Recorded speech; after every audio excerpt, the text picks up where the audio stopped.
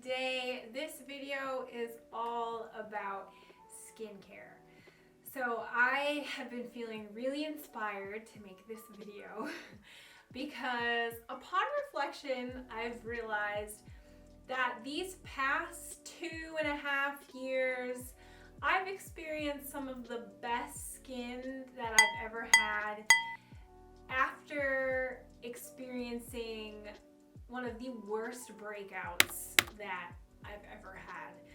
And I just want to be clear that my breakout that I experienced is no means the worst breakout that anyone has ever seen. I know that this is the internet and there are a lot of people who have had really severe acne. I'm not one of those people, but I have had some pretty bad breakouts and some scarring that I had to deal with. And so I just want to share, now that I've officially kind of found a really nice rhythm with my skincare routine, the steps that I've taken to be able to get to where I am now, and the mistakes that I was making that really left my skin looking like this. So let's just get into it. If you're familiar with me, then you have definitely heard me mention that 3 years ago I lived in New York City. And during this time, I was experiencing a lot of frustration, anxiety, and stress because I wasn't really happy with my professional career. I wasn't really happy about the direction my life was heading in, and all of those emotions and all of that stress was manifesting itself onto my skin through cystic acne. And I was getting a lot of breakouts on my chin, my cheeks, my forehead, and the very tip of my nose. I cannot tell you the amount of times that I have had a massive swollen red pimple on the tip of my nose. I looked like Rudolph. I really did. And if I can find them, I'm gonna put a photo that shows you my Rudolph acne, because it was just so annoying and it happened very frequently. And what's worse is all of this cystic acne was causing massive scarring. And okay, massive scarring in my opinion. So anybody who has dark skin, you know that hyperpigmentation is a huge problem. When you get a pimple, not only do you have to deal with the fact that you have acne on your face, but you also have to deal with the scarring that comes afterwards. And that for me was just so frustrating. It was a horrible experience. I hated it. I hated the fact that I was breaking out in really painful pimples, and I hated that on top of that fact I didn't know how to get rid of the scars that would linger on my face afterwards. But now, as someone who has, I think I can say I've cleared up my skin like really well, I can finally say the steps that I think are helpful to managing your skin. So I first want to share all of the mistakes that I was making that was causing my skin to just look like this and continuously look like that, and all of the things that I'm doing now that keep my skin clear, and how I manage breakouts when they do occur. Because of course, I'm a woman, there's hormones around that time of the month. I still get some acne, but I have a far better way of managing it now than I did in the past. The very first thing that I mentioned in this video was stress. And stress is the #1 cause of my acne personally. And I'm guessing is probably a massive cause for a lot of other people. And here's why. I know in my case, my stress was causing me to, one, not eat well. I would spend a lot of time binging on sweets and sodas and candies because it made me feel good emotionally. and it was the way that I was coping with my stress. I also wasn't sleeping as well. I was staying up late. I was, not getting the amount of hours that I normally need to be able to feel healthy and rested.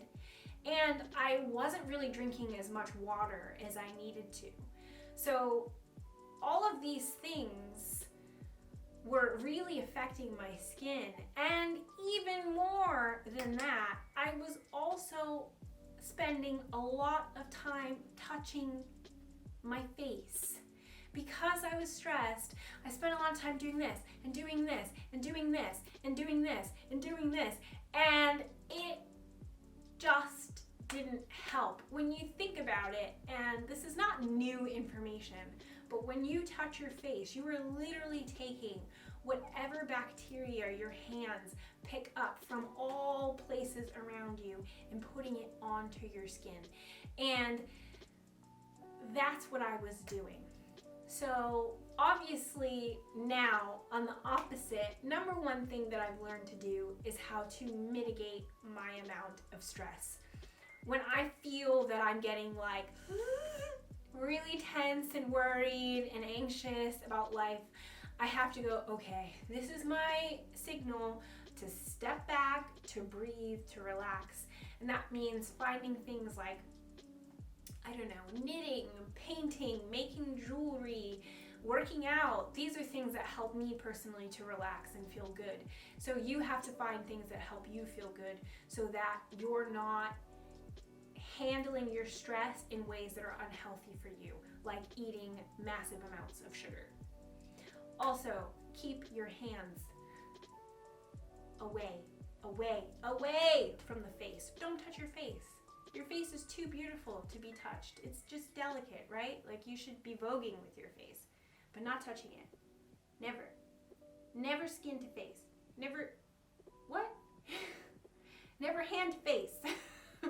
Not skin to face, your skin is on your face. Okay, anyway, don't touch your face.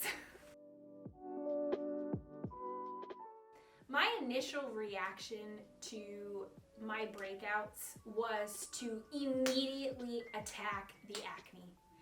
And the way that I did that was being very rough with my skin.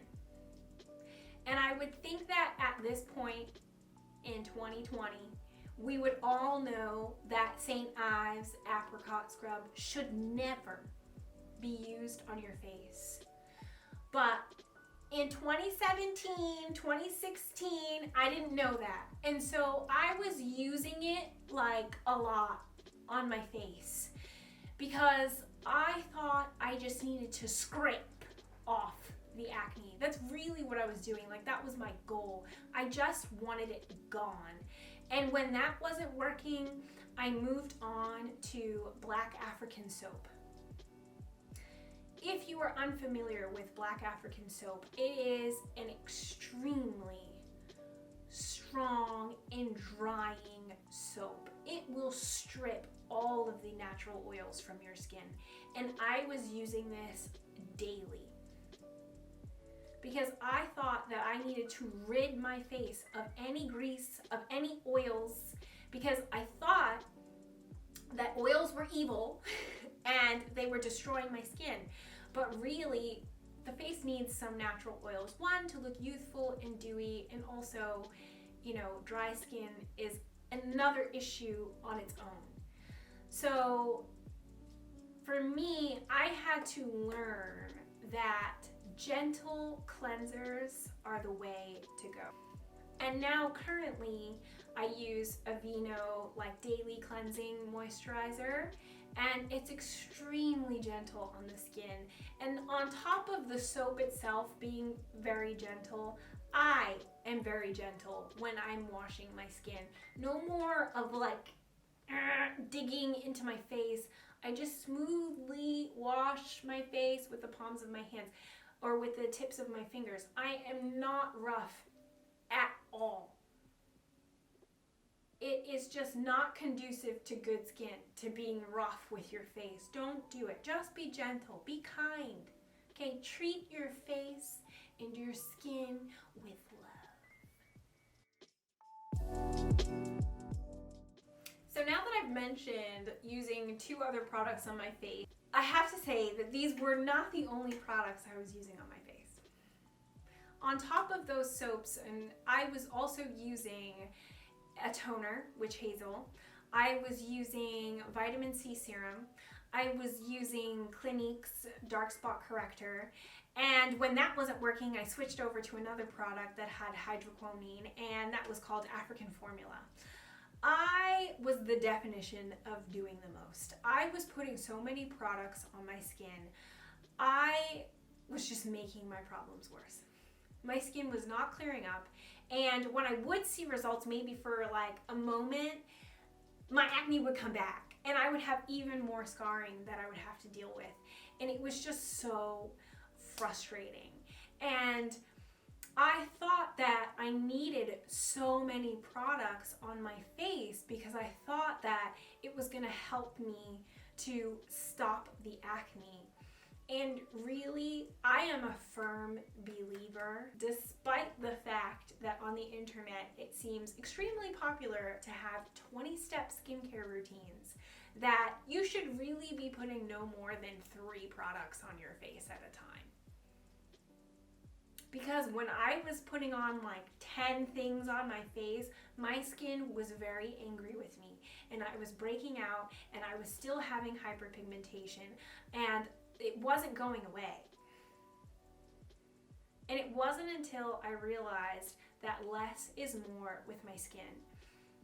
So currently, I use a cleanser, a moisturizer, 1 chemical exfoliant that I use maybe once or twice a week, and I have 1 hydrating face mask that I can use once a week as well. That is all I put on my face. And my skin is happier for it. When I have tried to put hyaluronic acid, niacinamide, all of these things like these serums, vitamin C, everything all over my face, my skin breaks out, I have to deal with the scarring, and it is beyond frustrating. So if you feel that you have to use 10 products on your face, please let this be the video that tells you, don't do it, don't do it. Save your money and settle for 3, like you need maximum maybe 5 products in your whole skincare routine. And not all of those 5 products go on your face every day. Okay? 3 of them will go on every day. But the rest you can use on a weekly basis or a monthly basis. It's not something that needs to be on your face all the time, twice a day, every single day. Don't do it. Save your skin, save your wallet, just please.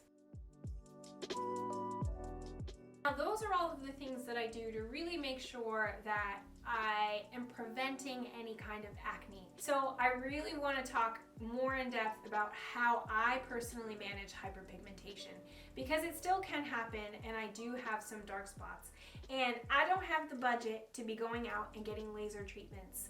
So what I have found that helps me the most with hyperpigmentation is sunscreen. And it feels so basic, like saying that, like it should be, maybe it should be common knowledge, but I feel that years ago when I was having all of these breakouts, I was not using sunscreen. I was not using sunscreen like on a daily basis. Yeah, I used it when I went to the beach, and I knew that I was gonna have long time exposure in the sun, but it wasn't something that I actively thought about having on my face like on a daily basis. And it really wasn't until like a couple years ago that I was like, I think I need to put sunscreen on my skin every single day. And mainly because I think I read in an article that Iman uses sunscreen on her face. And I was like, oh, okay, I'm gonna do it. And because I started using sunscreen every single day, I realized that when I had acne, and if it did leave a little bit of a spot, because I was using sunscreen, the UV rays had 0 chance I'm talking zero. They had zero chance to make that spot darker. And so over time, they would just kind of fade away. And I was like, oh, sunscreen. What's up? Like sunscreen, it's so important. And it feels like it should be so easy, but it really is like the number one lifesaver for me personally when it comes to hyperpigmentation. But however, because if you have a mark that is really, really stubborn, then I would recommend getting a product that has hydroquinone in it. And there's lots of things that are out there. I mean, I'm sure some of you guys are familiar with like Ambi. African formula is something that I really like to use. And Clinique's dark spot corrector, it's more expensive, but I did find that it worked the few times that I used it. And I would say that's for cases where the marks are really, really bad. And of course, if you have the budget, then you can spend on laser treatments that can really, really target really deep, dark scarring. But I would say taking preventative measures like using sunscreen on your face daily is your best defense against hyperpigmentation. Okay guys, that's it for this video, and if you liked this and you found my tips helpful, please give it a thumbs up, write me a comment below about your skincare journeys, any sunscreens that you think are great and are dark skin friendly, and I will see you in the next one. Bye!